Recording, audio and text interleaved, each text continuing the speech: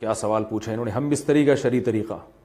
محمد رفیع صاحب پوچھ رہے ہیں، میں بتا نہیں رہا کہاں سے ہیں تاکہ ایسا نہ ہو ان کے گھر والے جان لیں۔ میری عنقریب شادی ہونے والی ہے، مجھے زوجہ سے قربت کا سنت طریقہ بتا دیں۔ یہ سوال حیا کے خلاف ہے اور میں حیا کے خلاف سوالات نہ پڑھتا ہوں نہ اس کے جواب دیتا ہوں، لیکن چونکہ یہ سوال بہت زیادہ لوگ پوچھتے ہیں تو میں نے ہمت کر کے آج یہ پڑھ لیا ہے، اور اس میں لوگ غلط گائیڈ بھی کر رہے ہیں، تو اس لیے میں اس کا جواب دے رہا ہوں کہ اسلام میں کوئی خاص طریقہ نہیں ہے اس کا۔ اس پہ فالتو کتابیں لوگوں نے لکھی ہوئی ہیں، پتہ نہیں کیا کیا، وہ ایسے ہی لوگوں کی آ رہا ہے۔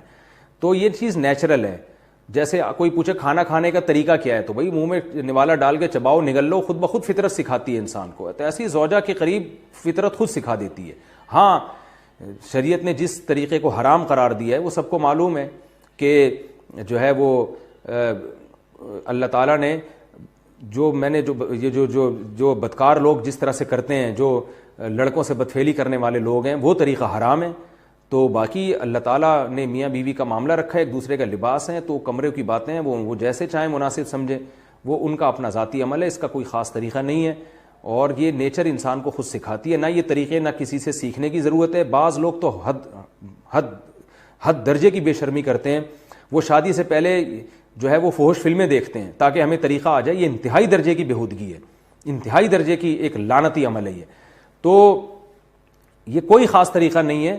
میاں بیوی ایک دوسرے کا لباس ہیں، وہ جس طرح سے ایک دوسرے کو سیٹسفائی کر سکتے ہیں وہ کر لیں، تاکہ ان کی توجہ کسی اور طرف نہ جائے، وہ حلال کی تسکین ان کی بند کمرے کے اندر ہو جائے۔ اور یہ باتیں لوگوں سے شیئر بھی نہیں کرنی چاہیے۔ آج یہ بھی ایک حرام کاری ہو رہی ہے، میں بہت سخت الفاظ استعمال کر رہا ہوں اس لیے کہ یہ، اور میرے پاس کوئی ہلکا لفظ نہیں ہے۔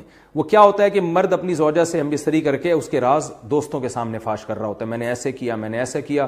لڑکیاں بتا رہی ہوتی ہیں اپنی فرینڈز کو کہ میرے شوہر نے میرے ساتھ ایسے کیا۔ یہ بہت لعنتی عمل ہے۔ آپ صلی اللہ علیہ وسلم نے فرمایا جو عورت اپنے شوہر کے راز یا شوہر بیوی کے راز فاش کرتا ہے اس پر لعنت ہے، حدیث کا مفہوم ہے یہ۔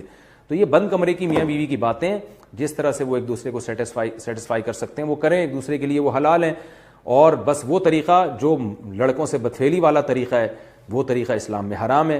اور اللہ تعالیٰ نے حالت حیض میں زوجہ سے ہم بستری کو حرام قرار دیا کیونکہ اس میں گندگی ہے۔ باپ دیکھیں کہ وہ گندگی اس درجے کی نہیں ہے جتنی اورل سیکس میں گندگی ہوتی ہے۔ اگر اس میں ڈسچارج ہو جائے بندہ، انسان جو ہم بستری کرنے والا ہے زوجہ سے، وہ منہ میں ڈسچارج ہو جائے، تو آپ سوچیں کہ اللہ تعالیٰ شرمگاہ کو گندگی سے بچا رہے ہیں، جس کی وجہ سے حیض کی حالت میں ہم بستری کو حرام قرار دیا۔ تو منہ جس سے انسان کھانا کھاتا ہے، جس سے کلمہ پڑھتا ہے، اور جو انسان کے جسم میں سب سے اشرف عضو ہے، سب سے زیادہ معزز اور مکرم عضو ہے، اس میں ایسی گندگی کو ڈالنا کہاں سے جائز ہو سکتا ہے، کہاں سے حلال ہو سکتا ہے؟ تو آج بعض متجدد قسم کے لوگ جو ہے نا اس کو حلال قرار دے رہے ہیں، تو یہ بالکل غلط ہے۔ تو یہ بات خوب ذہن میں رکھیں کہ اورل سیکس کے ذریعے اپنی خواہش کو پورا کرنا اس طور پر کہ ڈسچارج ہو جائے انسان عورت کے منہ میں، بیوی کے منہ میں، یہ بالکل حرام ہے، بالکل ناجائز ہے، کیونکہ منی ایک غلیظ اور ناپاک اور گندگی ہے اور ناپاک اور نجس چیز ہے۔